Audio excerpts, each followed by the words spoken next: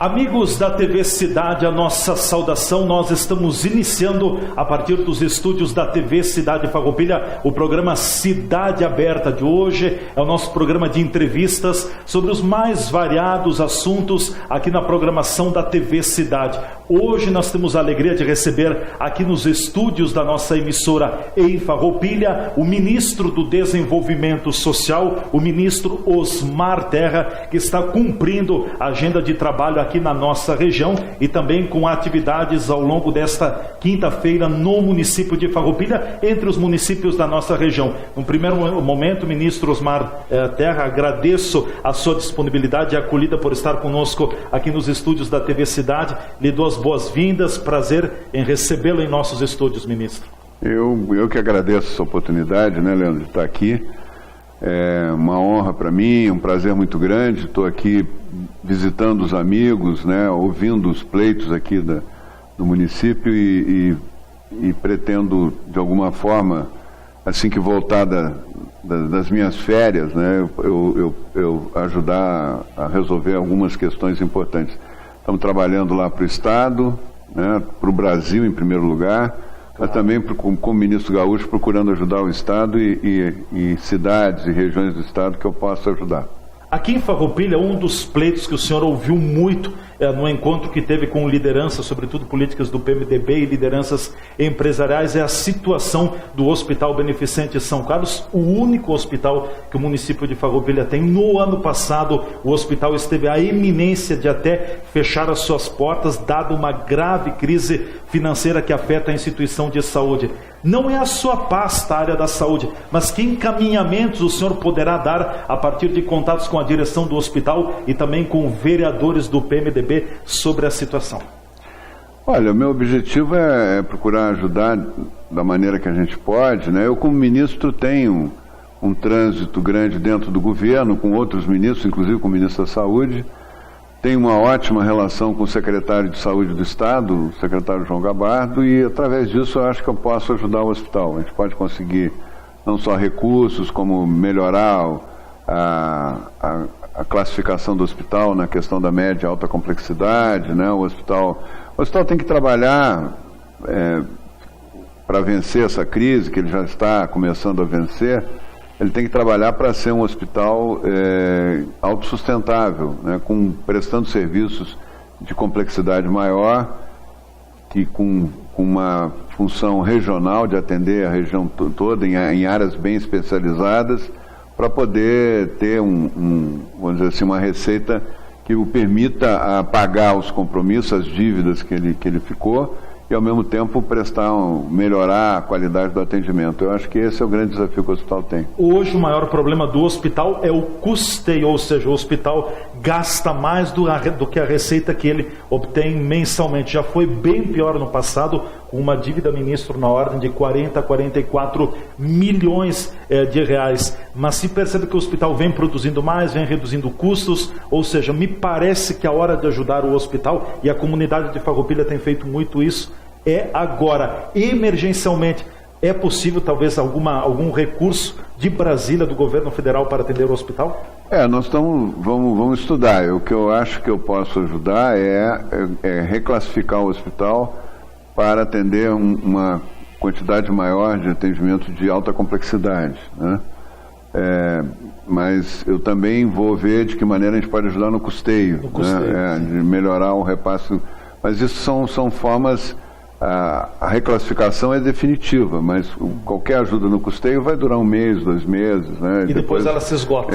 E o problema volta a acontecer. Por isso que é importante, mesmo que a gente consiga algum recurso para ajudar o hospital agora, que ele tenha essa perspectiva de melhorar a sua classificação e com isso aumentar o seu faturamento. Ter uma receita a mais. Uma receita a mais, isso aí. Bom, falando sobre os grandes programas sociais que o Ministério do Desenvolvimento Social do Brasil tem, a gente sabe que o Bolsa Família é um deles, mas eu gostaria que o senhor falasse num primeiro momento, ministro Osmar Terra, sobre as políticas sociais que o senhor tem trabalhado nesses quase 2 anos em que está à frente do Ministério.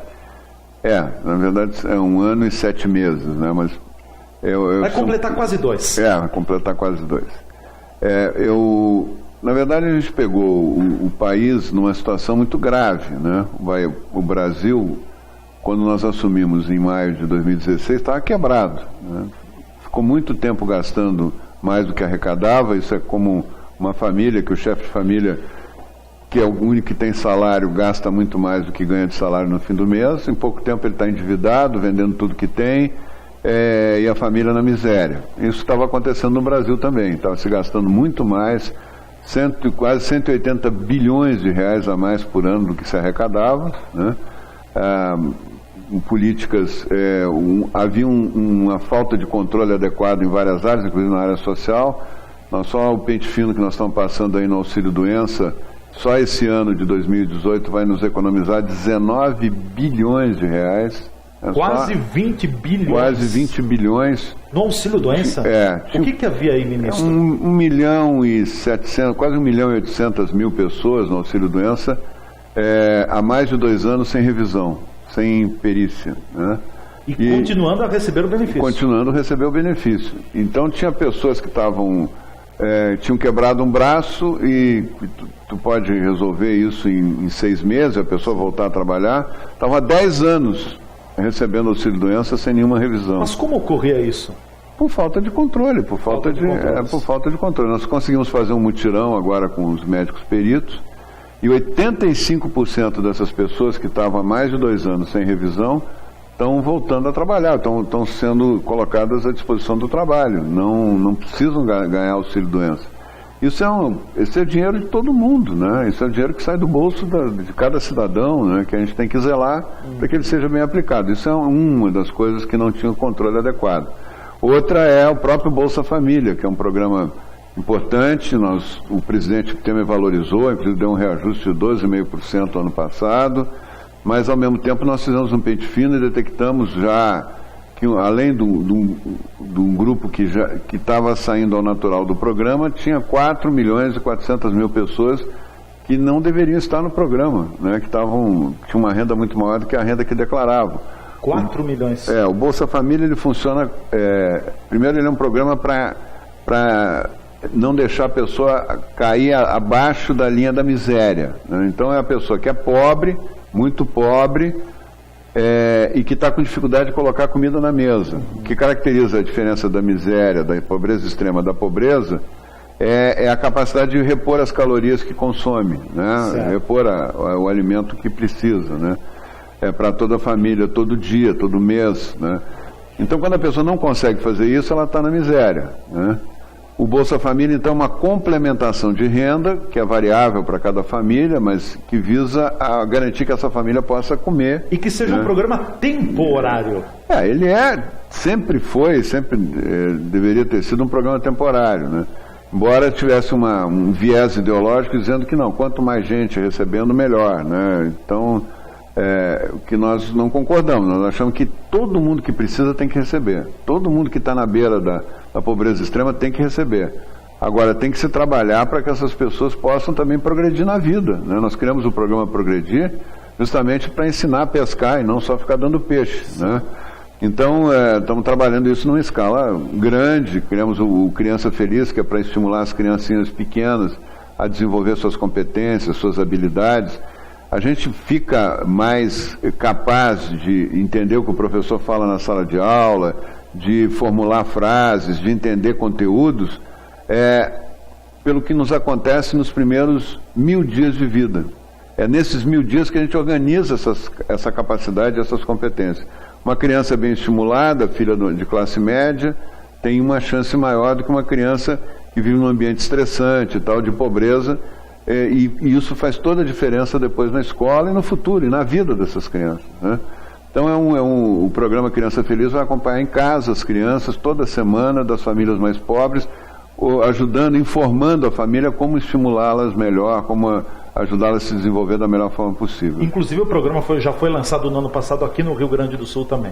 Foi lançado, trabalha junto com o programa que nós criamos quando eu era secretário de Saúde, que é o PIM, né, o Primeira Infância Melhor, mas forma uma boa parceria, né, um cuidando mais das famílias mais pobres, o outro cuidando das outras famílias, e com isso a gente consegue um resultado bom para a sociedade gaúcha, aqui no caso, mas para a sociedade brasileira.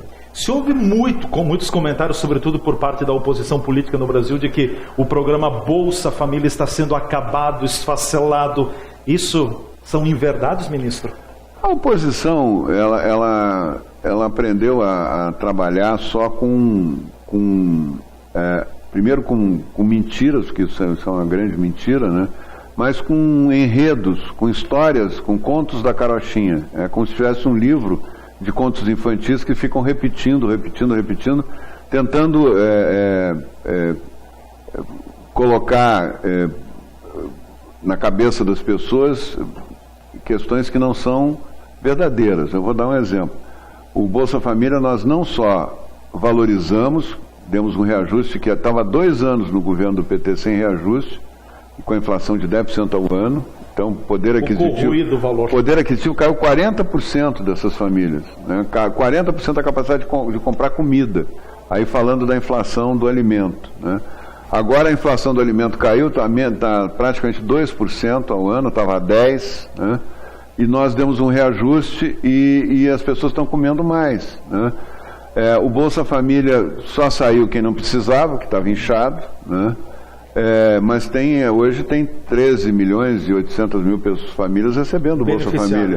E recebendo sem fila, né? No tempo do governo anterior nunca deixou de ter fila de 1 milhão de famílias, né? Então onde é que teve o corte no Bolsa Família? Onde é que se acabou com o Bolsa Família? Não é verdade, as pessoas que usam o Bolsa Família sabem o que eu estou falando, né? Não houve corte nenhum, está sendo valorizado, estamos criando programas para ajudar as famílias a ter uma renda maior, estamos criando programas para cuidar melhor das crianças, das famílias do Bolsa Família. Enfim, é um programa que tem aqui no Rio Grande do Sul ele tem um peso menor, porque existe uma maior prosperidade, a economia, a renda das famílias é melhor do que no Nordeste. Mas no Nordeste, por exemplo, no Maranhão, 60% das famílias têm um Bolsa Família. Tem municípios... É o estado brasileiro que mais tem pessoas no Bolsa Proporcionalmente Família? Proporcionalmente. Em números absolutos é São Paulo, sim, porque São Paulo tem 40 milhões. Né? São Paulo sozinho tem a população do Nordeste. O Rio Grande do Sul é o que menos teria proporcionalmente? Não, o que menos tem é Santa Catarina.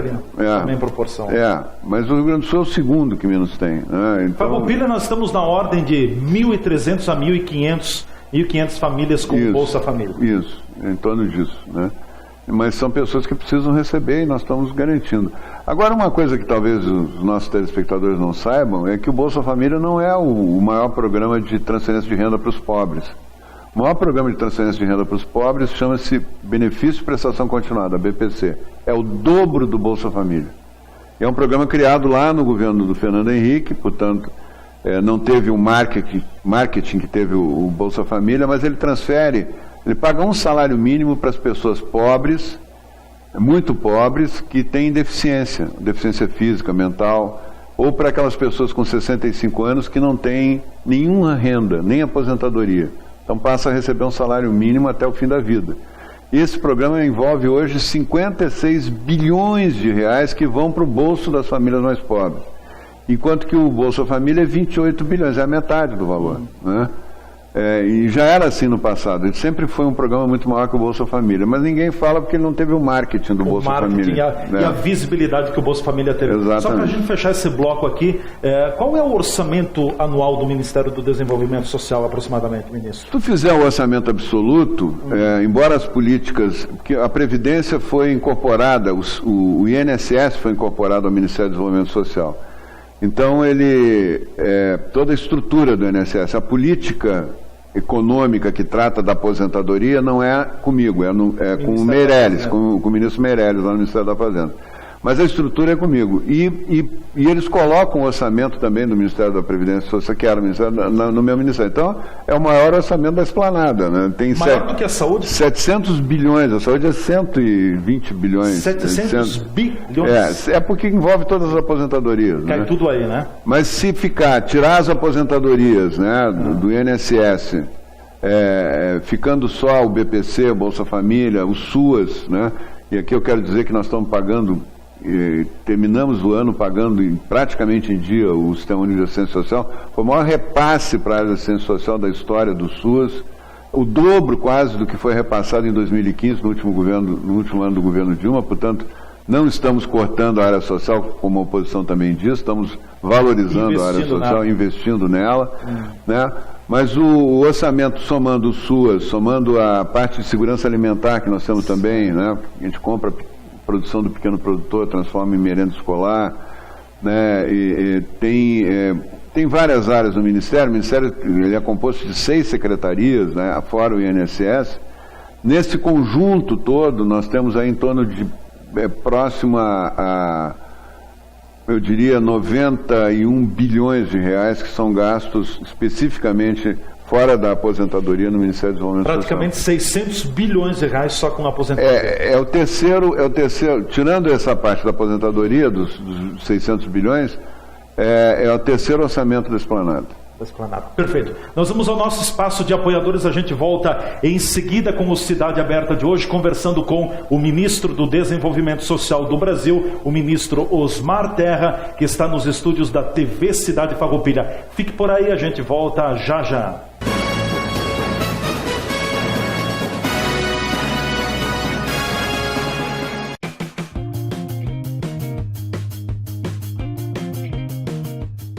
Olá, amigos da TV Cidade, prazer estar aqui novamente. Me chamo Joana Butelli, sou nutricionista. Estou aqui, então, nesse cabimento dessas dicas nutricionais que vocês vão acompanhando durante a semana. E já falamos de várias do comer bem, vocês vão ouvir falar de pratos coloridos, vocês vão ouvir falar de ambiente saudável. E hoje, então, eu quero dizer para vocês, façam as pazes com a alimentação. Façam as pazes com a comida de verdade que vocês têm. Essa história de que comer a massa faz mal, de que leite faz mal e que glúten faz mal, né? Tudo tem um caso especial, um indivíduo especial por trás disso. Saiam do modismo, saiam, hoje a gente chama o terrorismo nutricional que estão fazendo, né? Tudo não pode, tudo é proibido, a gente sente culpa, a gente sente medo da comida, a gente sente um medo com a alimentação, né? Isso é do Himalaia, isso é da Amazônia, isso é de não sei quem. Então, saiam disso, procurem um profissional para orientá-los bem, se tiverem alguma doença, alguma patologia, para seguir uma dieta específica, mas se não, comam bem, sintam prazer no que estão comendo. Um chocolate com boa qualidade faz bem para todo mundo, né? Tomar uma água com gás não engorda e não dá celulite. Então, minha dica é assim, ó, faça as pazes com aquilo que te dá prazer até na alimentação. Né? A alimentação, eu volto a dizer assim, que quanto mais equilibrada, mais da natureza vier, menos embalada for, isso nos dá prazer em comer, o nosso organismo agradece essa ingestão desse nutriente, e aí você vai buscar um futuro melhor com menos doenças.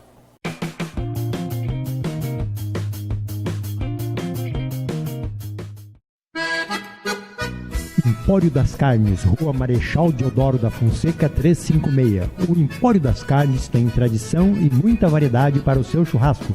Carne fresca com procedência, qualidade e higiene. A empresa oferece carne com cortes especiais para o seu dia a dia e para aquele churrasco. Além dos seus já tradicionais clientes, atende também a diversos restaurantes e cozinhas industriais em Farroupilha e Caxias do Sul. Todas as segundas, terças e quartas tem promoção para as donas de casa. De quinta a domingo, a promoção para os que gostam do churrasco do final de semana. No Empório das Carnes, você também encontra uma variada linha de acompanhamentos e bebidas para o seu churrasco, almoço e janta. Temperos e acompanhamentos e grande variedade de congelados. Inclusive diversas marcas de cervejas artesanais. O Empório das Carnes está à sua disposição na Rua Marechal Deodoro da Fonseca 356. WhatsApp 054 99990 0073.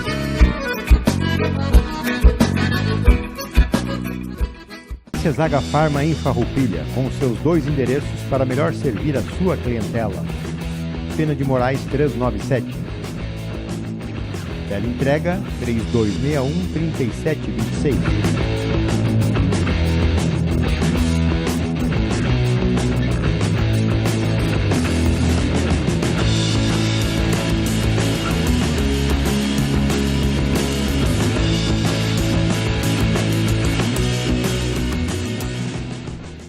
Na na Júlio de Castilho, 784, espera você para lhe atender com qualidade e preços competitivos. A facilidade do cartão H-Pharma para você comprar em 5 vezes sem juros. Além de toda a linha de medicação, possui também uma grande opção de suplementos nutricionais.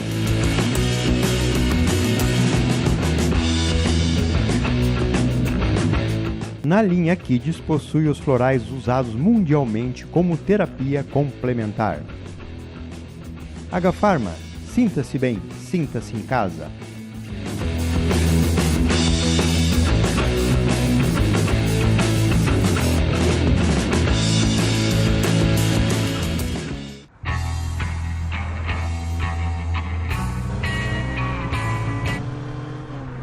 Eu sou você do futuro e vim aqui te dizer para aliviar o pé desse acelerador aí, cara. A família toda tá esperando a gente e eu quero chegar lá inteiro. Agora sim.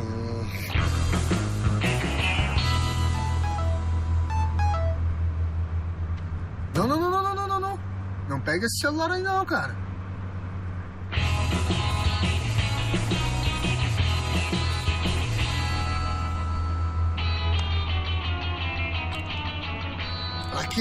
Pra quê?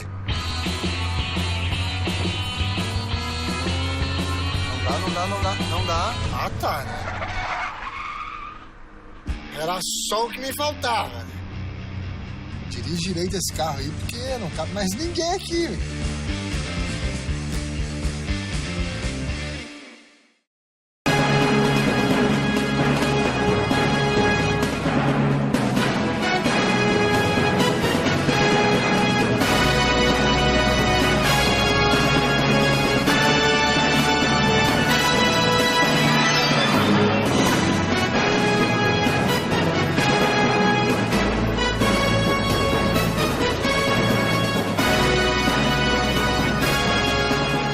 O Cidade Aberta de hoje volta aqui nos estúdios da TV Cidade Farroupilha. É o nosso programa de entrevistas. O nosso convidado hoje é o ministro do Desenvolvimento Social do Brasil, o ministro Osmar Terra, gaúcho, deputado federal também licenciado, que no momento ocupa o cargo de ministro do Desenvolvimento Social do nosso país. Ministro, eu queria colocar um assunto em pauta também, que o senhor tem uma grande preocupação e acredito que envolva a sua área também, que diz respeito à questão das drogas, a drogadição. Os números, as pesquisas atualizadas levantam e mostram a situação de que é cada vez maior o número de pessoas que se envolvem com drogas, sobretudo o jovem. O que se pode fazer para reverter esta tendência? Qual é a sua visão sobre a questão das drogas, que infelizmente é um problema social? Olha, a questão das drogas, na minha opinião, é o maior problema hoje que o Brasil tem, tanto na área da saúde quanto na área da segurança. Nós vivemos uma epidemia das drogas, né? É importante separar isso, porque no momento que o consumo de droga não é epidêmico, a realidade é uma. No momento que ele começa a assumir uma proporção muito grande, muita gente usando droga ao mesmo tempo, a realidade é outra, né? Então nós estamos vivendo um momento de epidemia. E momento de epidemia tem que tomar medidas firmes, duras, para conter a epidemia. Eu fui secretário de saúde 8 anos aqui do estado e enfrentei a gripe A, febre amarela, né, epidemia até da dengue, nós tivemos também. Mas nesses momentos a gente tem que tomar medidas duras para controlar. A epidemia da droga é como a epidemia do vírus, né? Se tu não diminuir o acesso, né, ao contágio, né, ela explode, ela propaga e mata muita gente, né? Mata muita gente. A droga mata também. Então, o que está se discutindo hoje no Brasil de liberação de drogas, então, isso é um absurdo, é o cúmulo do absurdo, né? Que quanto mais fácil for o acesso das pessoas às drogas, mais gente com transtorno mental. Maior será a epidemia? E maior vai ser a epidemia, e maior vai ser a violência, inclusive, porque a pessoa com transtorno mental, ela não mede as consequências. As pessoas que bebem, qual é a maior causa de violência que tem? A violência doméstica. Sim. Qual é a maior causa de violência doméstica? O álcool. Por que o álcool é a maior causa? Porque é legal, é fácil acesso. Imagina tu facilitando o acesso para as outras drogas também, como não vai aumentar a violência doméstica, como não vai aumentar os acidentes de trânsito, como não vai aumentar tudo, né? Então, puxa tudo. Nós temos que cuidar da saúde da população, fazendo o que a Suécia fez, que os países civilizados fizeram, de restringir ao máximo o consumo de drogas. Na Suécia se controla até o álcool. O álcool é a favor do controle da venda de álcool? Eu acho que o álcool tem que ter uma restrição maior. E não estar tão liberado. Quando se reduziu o álcool do campo de futebol, nos campos de futebol, no período que foi... Caiu em 80% as ocorrências de violência nos campos de futebol. 80%. Né? Mesmo que sendo uma coisa localizada só ali dentro do estádio e tal, caiu 80%. Quando a lei seca foi instituída, começou a se punir as pessoas que dirigem alcoolizadas, caiu em 30% o número de acidentes de automóvel. Quer dizer, quando toma medidas duras, se reduz a mortalidade, se reduz o dano para as pessoas. Né? É isso que nós temos que pensar. Eu acho que o álcool deve ter uma restrição maior, deve ter uma política em relação ao álcool que tem que ser melhor definida. Mas o álcool é a porta de entrada para as drogas? De alguma forma ele é, porque ele é legal. Então ele é de fácil acesso, qualquer um pode comprar. Né? Então, se tu deixar a maconha livre, qualquer um puder comprar em qualquer lugar, ela vai ser mais porta de entrada que o álcool. Ela causa um transtorno a médio prazo, a longo prazo, muito maior até do que o álcool. Ela afeta mais terminais do cérebro que o álcool. Né? Então, nós não podemos piorar. Mas o álcool está legal, então vamos legalizar o resto. Só vai piorar se fizer isso. Acho que não pode deixar legalizar, tem que restringir e tem que diminuir também o consumo do álcool. Houve uma época em que o ex-presidente Fernando Henrique Cardoso até articulava a liberação da maconha. Se isso tivesse acontecido, enfim, foi um momento muito triste, estava quase que maluco o ex-presidente fazer isso? Não, ele mudou de opinião, né? Quando eu conheci o presidente, eu tive muito orgulho, eu acho que é o grande estadista brasileiro, eu tive muito orgulho de trabalhar com ele. Mas eu fui coordenador da Comunidade Solidária, trabalhei com a Ruth Cardoso, esposa do presidente, e trabalhava muito com ele também. Eu respeito muito o Fernando Henrique, mas nessa questão ele está equivocado, é um erro tremendo. Né? O Uruguai agora que fez essa política para liberar a maconha, fez uma política maluca lá, porque é em farmácia, venda, e é estatal, e tem que ser controlada, né? Não adiantou nada, os traficantes estão na esquina vendendo, mais barato, com mais THC, com mais componente que causa dano a transtorno cerebral, aumentou o número de homicídios. O Uruguai, nos 2 últimos anos, bateu o recorde de homicídios, né? E por causa dessa maluquice do Mujica lá de querer liberar a droga, né? Então, eu acho que não resolve. Os países, os Estados Unidos, o Colorado, esses estados que liberaram para consumo recreacional a maconha, todos aumentaram os acidentes de trânsito, todos aumentaram a violência, inclusive o número de estupros, porque tem um número muito maior de pessoas com transtorno mental na rua, né? Isso é óbvio, é tão óbvio isso. Só quem quer ganhar dinheiro vendendo maconha legal é que não vê isso. Bom, ministro, uma outra questão, o senhor está em Farroupilha, e Farroupilha foi, na verdade, o berço, aqui nasceu o PROERD, o Programa Educacional de Resistência e Combate às Drogas. Nós temos na população de Farroupilha, segundo dados do IBGE, em torno de 70 mil habitantes. O PROERD, em 15 anos em Farroupilha, já formou mais de 27 mil alunos. A grande maioria alunos, mas também tem o PROERD Paz, e esse número contempla as formaturas do PROERD Paz. O senhor tem ouvido falar do PROERD? Conhece o PROERD, ministro? Conheço o PROERD, acompanho o PROERD. O PROERD é o único programa hoje em escala que tem no Brasil para enfrentar a questão das drogas. Infelizmente, nós não temos uma política, é o único programa, nós não temos nenhuma política nacional para enfrentamento às drogas, né? E agora está se conformando, eu estou no CONAD, nós estamos discutindo no Conselho Nacional de Política sobre Drogas uma diretriz, uma política nacional, porque o governo anterior nunca se preocupou com isso, pelo contrário, achava que tinha que liberar o segundo escalão, né? Não a presidente, mas o segundo escalão defendia a liberação das drogas, até ministros defendiam a liberação das drogas.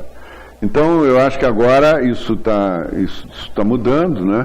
Mas o PROERD é a única coisa que funciona no Brasil inteiro, e aqui no Rio Grande do Sul é muito forte, né? Bem organizado, quase que com trabalho voluntário, né? Porque não desenvolvido pela Brigada Militar. Devia ter uma estrutura, né, para isso, devia ter uma remuneração até para isso, que isso causa um benefício enorme para a população, né? Está provado que quanto maior a informação verdadeira, científica, não aquela informação do da revista Super Interessante ou dos panfletinhos da internet, né? A informação baseada em pesquisa científica, que é a que realmente tem base na realidade.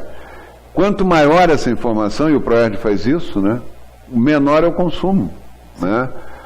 Porque ele capacita, ele orienta. Claro. E é uma questão que talvez a família não tenha habilidades, os pais não tenham habilidades, nem todos, mas a maioria, para passar os filhos, né? Claro, e outra coisa, a Universidade de Michigan, nos Estados Unidos, acompanha há 40 anos, todo ano eles fazem pesquisa sobre consumo e medem a quantidade de informação que o governo está passando, né?